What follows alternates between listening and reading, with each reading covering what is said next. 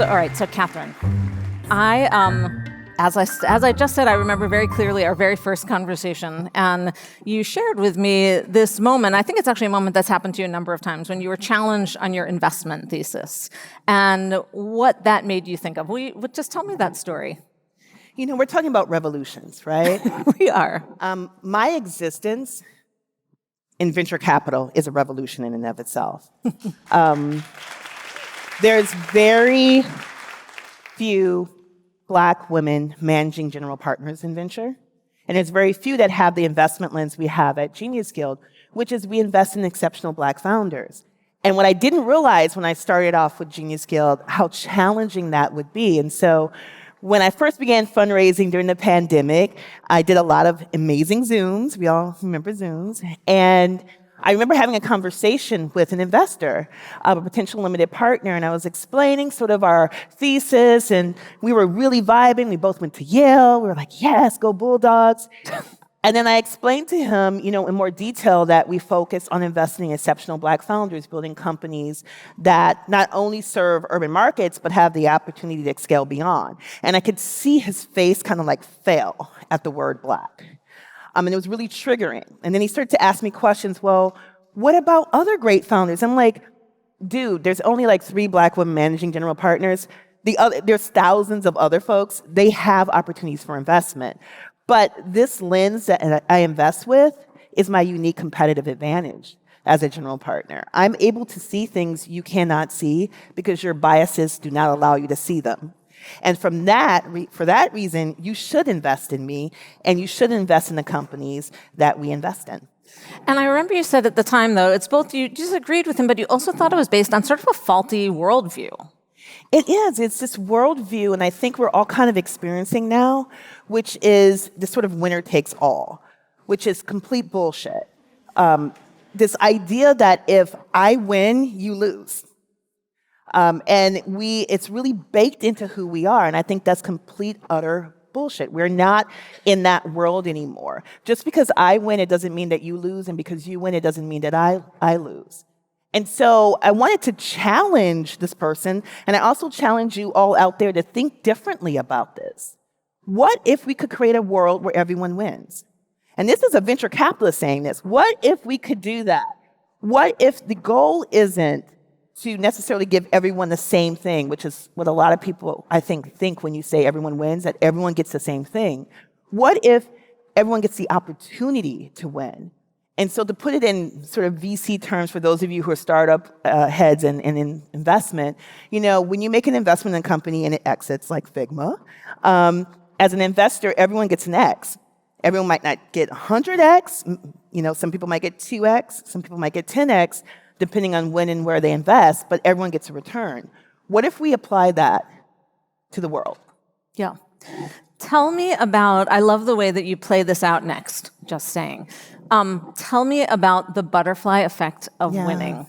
So we all know the Ray Bradbury story, right? The butterfly effect, where you have travelers, they go back in time, someone's stupid, they step off the trail, crush a butterfly, completely changes the world, right? That little small act changes everything. And so what if we had a butterfly effect of winning, where a really small act, it may seem very small to you, creates this sort of ripple effect of winning, in which other people start to do well, great things start to come out of it. And that's something I've been thinking about for a really long time. It underscores what we do at Genius Guild. So I would love for you to tell us the story of your father, which is just a beautiful representation of this idea of the butterfly effect of winning. I'm a living example. I'm here today because of that. And so my father grew up in Milwaukee, Wisconsin, and wanted to be a surgeon. And he grew up in 1950s Wisconsin and wasn't encouraged to do so. He was a young Black man in the Midwest at that time. And so he found himself in a little trouble, went to Vietnam, and came back and did what everyone who lived in Milwaukee did, which was work at the brewery.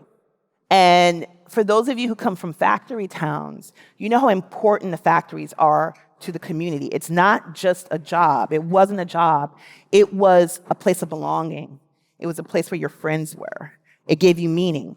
And so my father found himself in this community And in the early 1980s, it completely shut down and devastated Milwaukee.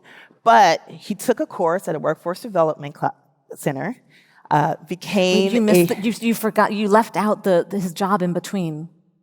Oh, he had a job at driving Little Debbie snack cake trucks, which as a 6-year-old was like, yes, right? This is amazing. What a great career. But fortunately for me and everyone else, he found himself at a workforce development course. Someone taught displaced factory workers in 1980 Milwaukee the foundational computing language of C++.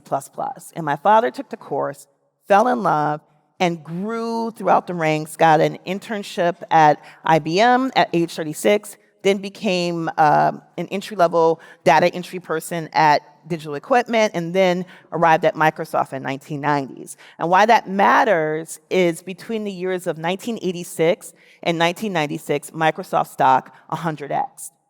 And one of the big ways they compensated, those of you who worked at Microsoft would know this, is through stock options. And as a result, by the year 2000, Microsoft had created 10,000 millionaires and a bunch of thousandaires.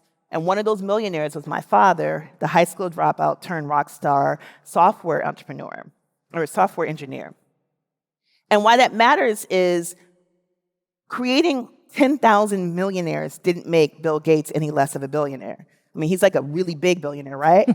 And so he's still one of the top 5 billionaires in the world, richest men in the world. And so I think that was an example of this sort of butterfly effect. And then as a result of that, when my father passed, there was over 1,000 people at his funeral, and we created a foundation in his honor. And we took that money, and the largest check we wrote was to a young upstart nonprofit called Black Girls Code that allowed Black Girls Code to do their first summer of coding.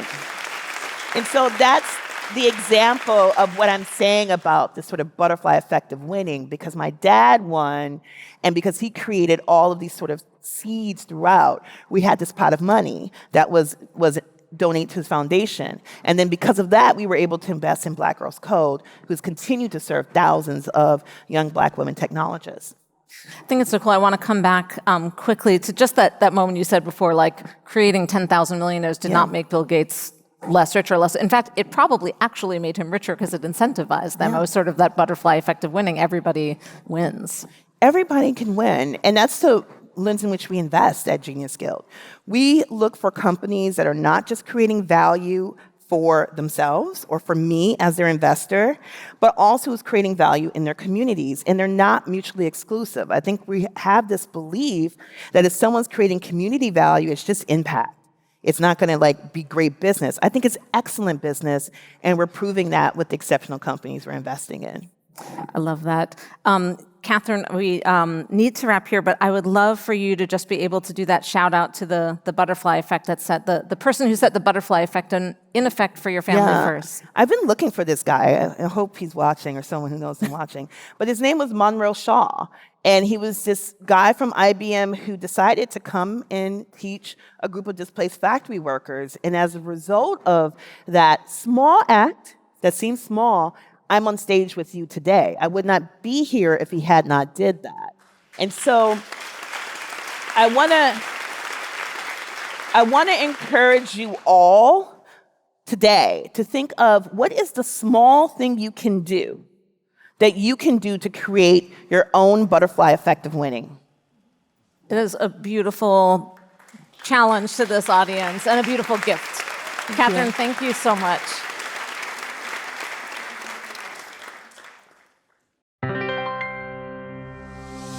What's said at the summit stays at the summit. Everybody will have to pay attention. Almost no one sees this coming. Those founders are becoming more globally ambitious. They're coming after your talent, your capital, your market share. The difficulty is when a team has been working so hard on one thing. If you are trying to use your time and your talent and your money in the service of others, the work will never end. We have to deal with inequities. It's different if you're a founder, but when you walk into something so big and so perfect and so successful, it's not about me. It's about me becoming a part of it and just evolving it and making it better. The thing that I love about it and that makes me so optimistic is that it's just creating more dialogue. I'm here to tell you that, wow, human innovation's incredible. This is Masters of Scale Summit.